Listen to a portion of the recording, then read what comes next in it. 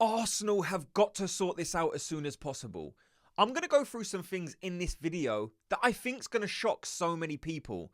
And we're going to speak about it before I speak about the game that was played yesterday. Before we get into it though, I want to ask you one very quick favour. If you could, please just hit like on this video. It helps me out so much. So the first question I want to ask before I get into the video is, do you guys think it was a penalty? This is such a massive talking point, and I'm seeing two different sides, even within the Arsenal fan base. So I wanted to try and get a gauge on how you guys are feeling. Do you think Brighton should have had a penalty for that challenge from William Saliba? Let me know. Look, first of all, the first thing I want to say is the massive takeaway that I think many people, are coming away from the game with is the fact that Arsenal need to sign players. Like, this isn't something new. It's something we've spoken about on this channel to the point where people are saying, look, stop talking about it. I don't think we need to sign players. The players are good enough. And I'm going to show you in this video why that probably isn't true. I don't want this to seem as if I'm coming across negative, because you guys know, if anything, people call me too positive on this channel. They say you never dig deep enough and call these players out. Well, in this video, you might just get your wish, because I've looked into how the Arsenal players are performing and it doesn't make for good reading. There might only be one player who's performing at a level, maybe two, where I'm looking at and thinking, you are good enough for this Arsenal team. The rest of the attacking players, I might be looking at and saying, if you don't buck your ideas up, you will not be good enough to play for this Arsenal team. Like I said, it might seem harsh, but let's get into it. Let me tell you why I'm coming to that conclusion. We're going to go through the output of each player. Bukayo Saka, 9 goals and 13 assists. Remember, we're over halfway through the Premier League season now, so these numbers should be hitting us. We should be looking at these guys' numbers and saying, right, you are performing well enough. And I look at Saka's numbers, 9 goals, 13 assists, and I can say that's a very, very good output. Even the next guy, Kai Havertz, and by the way, he's probably the only one left out of this whole list that comes away with some sort of credibility. 12 goals and 3 assists. Just over halfway point of the season, you got 12 goals. You are scoring a good amount of goals. Now, we're going to talk about why in the Premier League Arsenal are struggling so much. I think I've had a look at this data and come to the conclusion that Arsenal are struggling in the Premier League for this very simple reason that I'm going to tell you. But look, Gabriel Jesus, 7 goals and 2 assists. You might look and say, you know what, that's not too bad. But 2 assists and you're halfway through the season. 7 goals, 5 or 6 of which we know have came in the past few games.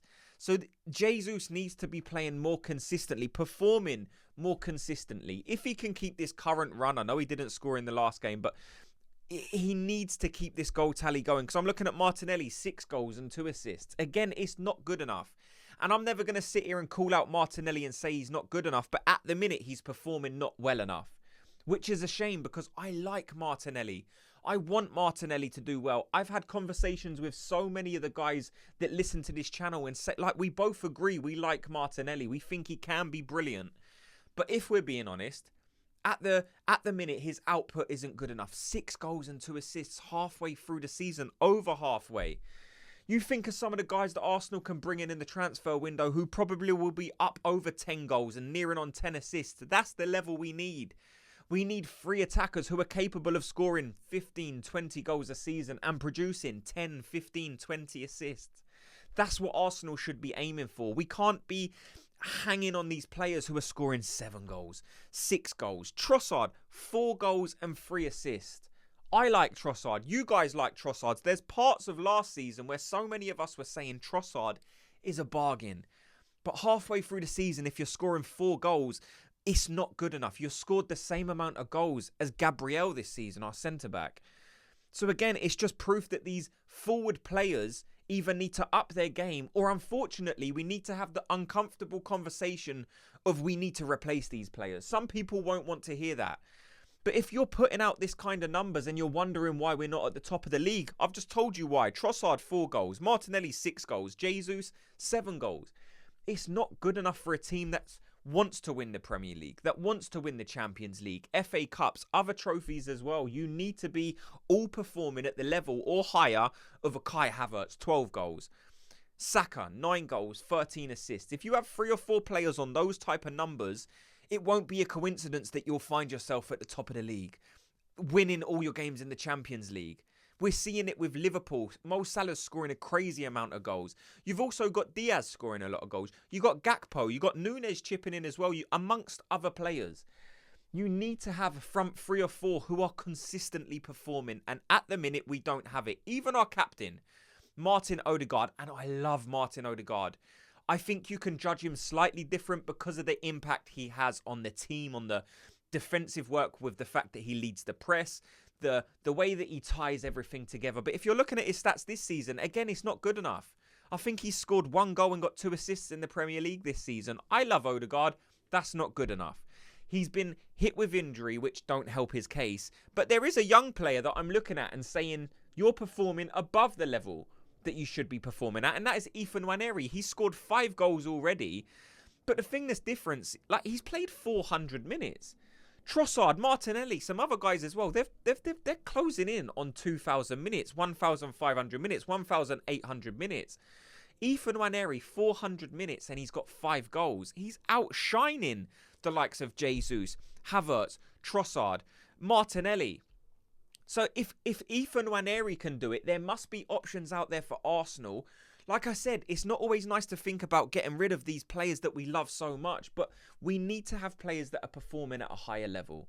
That's all I'm going to say on the matter. Let me know if you agree. What are your thoughts on the fact that these forward players are lacking the imagination, the creativity, the ability to score goals like players like Havertz, Saka, Nwaneri? It's just not happening for those guys. And I think when you look at the actual numbers and break down just how poor they're performing, and it's always going to seem worse after a loss. There's a lot of frustration.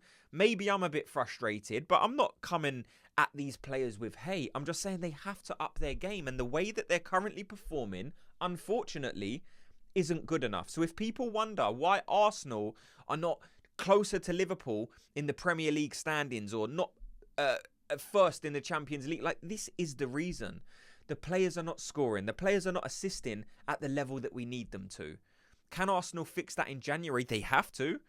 We have to sign players in January. Arsenal, this is the perfect chance to show their ambition. Like I said, I don't know the going-ons behind the scenes of how much they can spend. But if they've got money to spend and they're a serious football club, Arsenal have to invest in some forward players who have more chance of scoring goals and assisting goals, because that's where Arsenal are struggling at the minute. We've got no Bukayo Saka. He is the guy that usually scores you a goal or gets an assist. With these other guys' numbers, we're struggling. We've had no Havertz in the last couple of games. And people don't like Havertz, but like I've just said, 12 goals already this season. He's probably the guy who's most likely to get you a goal if you don't have Bukayo Saka, because it's there in writing. He's our top scorer. So we need Kai Havertz back. As much as some people don't like him, Kai Havertz is crucial. He's essential to this Arsenal team. Some people don't like him playing strikers, but numbers don't lie. And Kai Havertz, we need to have him back as soon as possible. Bukayo Saka, we need to have him back as soon as possible. And the January window, we need to buy a brilliant player as soon as possible. Like I said, just let me know your guys' thoughts on that. I'm going to speak very quickly on the Brighton game. I noticed a couple of interesting things. I'm not going to dwell on it too much because it was a 1-1 performance. Let me know in the comment section who your man of the match was. I think a lot of people are going to say Nwaneri, and I understand why, but I actually have a different player that I want to speak to you about in a second. Let's just do kind of a play-by-play. Like I said, I've got about 4 points I wanted to touch on, so we'll have a quick word on them. The team selection. The midfield before the game worried me, but after the first half, that midfield was performing good enough for Arsenal to be 1 or 2-0 up. The only thing that we did struggle with, again, was creating those chances. But I felt like after the first half, Arsenal were in control for most of it. So in terms of team selection, he made some good decisions. He had Nwaneri out on the wing. Some people would like Lewis Skelly in at left back, but I don't think Calafiori was the worst player on the pitch. And in terms of a team selection, like I said, the midfield was weak, but there's reasons because of it. We have Havertz out. We had Odegaard, who probably shouldn't have played. He's not been well enough to feature. Otherwise, he would have started the game for sure. Arsenal have got like a sickness bug going around at the minute. Everyone knows about it, and they're struggling to field their strongest team. Arsenal didn't have their strongest team yesterday, and it showed because we didn't win the game. The Nwaneri goal, I just want to say that was a brilliant goal. And it wasn't just a goal that I thought Ethan Nwaneri done well. I think in terms of his play, he was very, very confident. Did he beat his man every time? No. I'm hearing some people saying actually that they don't think Nwaneri played well. I'm not ready to say that. I think he done well for getting the goal. I think he always had the confidence to try and beat the man. Like I said, he didn't always get past him. There were times where he was shoved off the ball quite easily. But in terms of misplaced passes, there might have been one or two. But this is a 17-year-old kid who's still developing. So in terms of performance, Ethan Nwaneri, I would still have him up towards the better performers in this game for Arsenal. But the guy who surprised me in this game, and it'll be interesting to see if you guys agree, was Mikel Merino. And this is weird because I've actually heard some people come out and say they think Merino didn't play that well. But I just thought he was playing like, I don't know, a lot more comfortable in himself. He was always in their face. He was always trying to be a nuisance. Like, he was pushing and shoving and fighting for the balls and winning his aerial duels. So in terms of that, it was just a different layer to Merino that I saw in this game. That's just something I noticed. Like I said, he wasn't perfect, but he kind of reminded me of, you know, when you play like a Newcastle and they've got that nasty, strong, brutal midfield. It reminded me of kind of like a Joe Linton, but maybe with less power. Like, I just liked what I saw from Mikel Merino. And I think if we can field maybe Declan Rice or Partey with Merino, with Odegaard, the midfield would be way more balanced, giving us more chance to win the game. And I just liked what Merino offered in this game. And it will be interesting to see if you guys agree. How did you think Mikel Merino played against Brighton? Let me know. And then we had half-time, and I've written here, we're mainly in control. We was mainly in control of the game, but there was still some sloppiness. I wasn't convinced at that point that Arsenal would go on and score 2-3 goals because we was lacking creativity. I thought Nwaneri was trying his very best. I thought Jesus was trying to do bits and pieces, but we just didn't ever seem like we was going to be able to go on and score 2-3 extra goals. And then you had the second half and the penalty for Brighton. What's my thought on this penalty? It's a difficult one because if that was Brighton that headed one of Arsenal's players like that, I would be in the exact same position of saying, well, that's a penalty. Of course it is. Some people swear blind that it's not a penalty, and some people are convinced that Arsenal have been robbed and it should be a penalty. Like I said, I can see it both ways. I'm not trying to sit on the fence, but I can see why that penalty was given. I know there's a lot of outrage. Maybe I haven't seen the right clip yet. Let me know if you guys, because some people are saying that William Saliba headed the ball before he got to the player. I haven't seen that clip yet. If that clip is out there, let me know. But I haven't seen the one where Saliba headers the ball and then gets the player. The only angle I've seen is it looks like he's going for the ball. He headers the player and then the ball hits Saliba on the head on the way out. So after. So he did hit the player first before he got the ball. And if that's the case, unfortunately, it's a penalty. But if he does win the ball first, and I managed to see that clip, he headers the ball and then he headers the player, well, then he's just won the ball first. So then it shouldn't have been a penalty.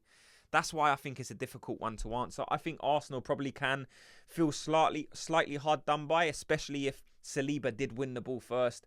João Pedro dived on the floor. William Saliba stayed on his feet. Was that taken into account by the referee? He's seen the Brighton player go down, a clash ahead. Saliba's still on his feet, so he's put 2 and 2 together and said, well, it must be a foul because Pedro's acting like he's just been shot on the floor, so he gives the penalty. But we can't blame just the penalty on the reason why Arsenal dropped points. The bottom line is we wasn't good enough in this game to win the points. We still had half an hour after the penalty where we should have gone on to create more. We should have looked more dangerous. And even after the penalty, there wasn't a moment in the game where I'm thinking, yes, Arsenal can really go on and win. It was just hope. I was hoping Arsenal could do something. I never felt like they actually was going to do it. It needed a moment of magic from someone. And I don't think we have the players in those attacking areas to create that moment. It was a shame that Ethan Nwaneri had to come off at halftime because he was always trying to beat his man. Like I said, he had the confidence. If anything was going to happen, he again probably would have been the guy to produce it.